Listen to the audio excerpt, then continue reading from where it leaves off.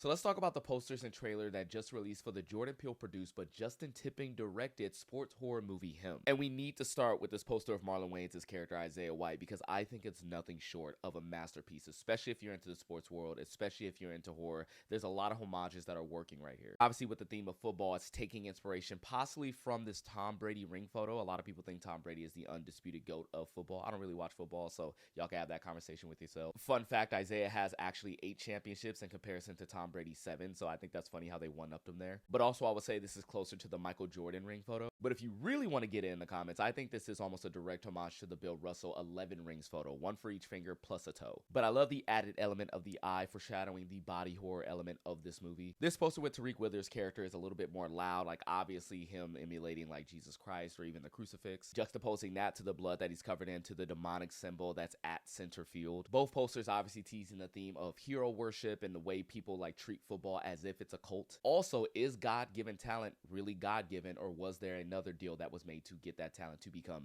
him? I actually saw a very early screening of the movie, and I can't wait to get into all the symbolism with you guys. There's a lot to talk about when it comes to this film. As for the trailer, it's really hitting home that the sports and horror genres are coming together, especially when it comes to something like football, which inherently has people who follow it like a cult worshiping the violence that it portrays, and that movie's going all in on that fact. I don't think this movie is going to stop people from watching football. I mean, we've gotten whole movies and documentaries about the dangers of CTE, and it's still just as popular as ever.